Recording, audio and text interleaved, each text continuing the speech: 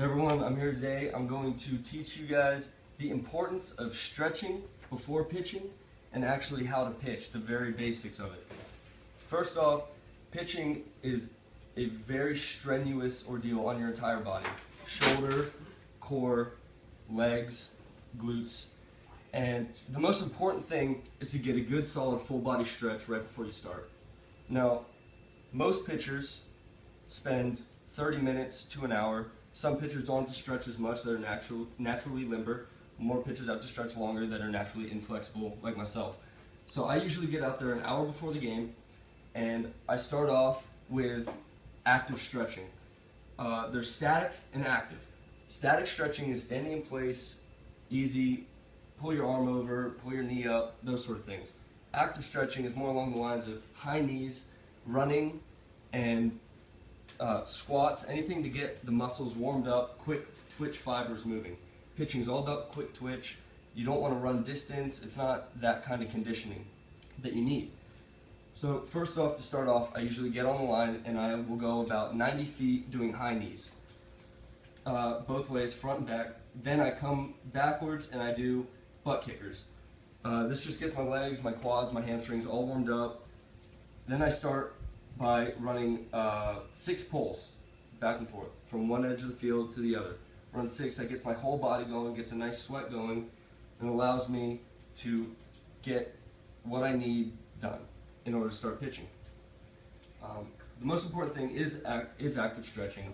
However, static stretching will help you out, and that is basically to stretch your triceps and your chest a little bit, so you don't pull muscles or tear anything while you're throwing. The most important aspect of pitching and stretching is actually this rubber band right here. And this can be the difference maker in a pitcher's career. Now, some of the most important stretches with this, you're going to want to wrap it around. Everybody has a different band, everyone does different exercises. A couple that I'm best at and what worked the best for me, you get this, you wrap it around your hand, and you stand just so there's enough tension between the band and you. You get it right here, keep your elbow tight against your body, and you're going to pull. Just nice and easy. That just gets your muscles warmed up, gets everything working. You can do the same, going the opposite way, a little more tension on your tricep. It's a little harder. You want to get your back and tris right here, go up, make sure your muscles are all warmed up.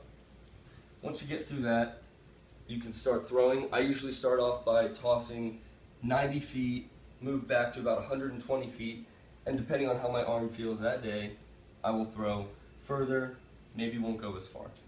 Now, this all takes about 45 minutes.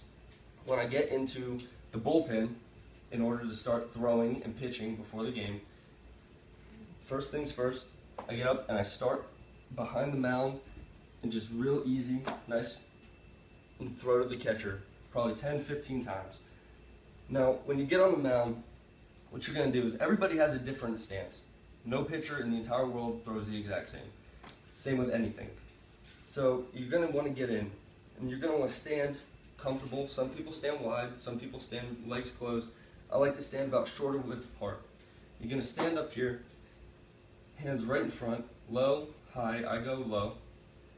And what you're going to do is you're going to want to take a step with your left foot out to the side and twist your right foot parallel with the rubber or the mound. When you get to this point, balance becomes the most crucial issue. You're going to bring your knee up, chest high, and try to hold your balance on your back leg. And all your pressure is going to be on the back leg at first.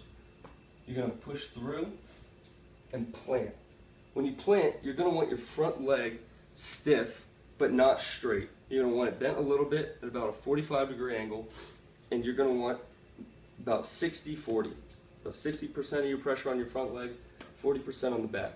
This is going to give you a sturdy frame, and this is going to maximize your power from your legs and your core. When you get to this point, torque with your core becomes the most important thing. When you're here, this is when you start to break your hands apart, and you're going to get your hand back behind you. From here, you're going to pull your glove in, and you don't want to tuck it, but you want to just hold it right out in front and come through. With your elbow, you're going to want to keep it a little bit lower than your shoulder.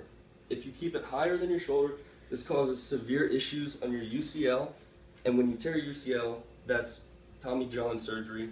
You're out for a solid season, and it's one of the harder injuries to recover from. So you're going to want to keep your elbow lower than your shoulder and your forearm facing forward. As soon as you bring your forearm out here or out here, that puts extra stress on your shoulder and the back of your shoulder and the front. The rotator cuff in the front right here is the most important thing. You want to keep that as healthy as it can get. So from here, you're going to pull in and lean straight out in front. And you don't want to be too low, you don't want to be too high. Right out in front and follow through. Leg kick around, plant.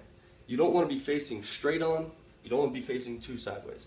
About a 45-degree angle is probably your best bet, which will deliver a good strike, and hopefully you will be able to maximize efficiency and get the job done.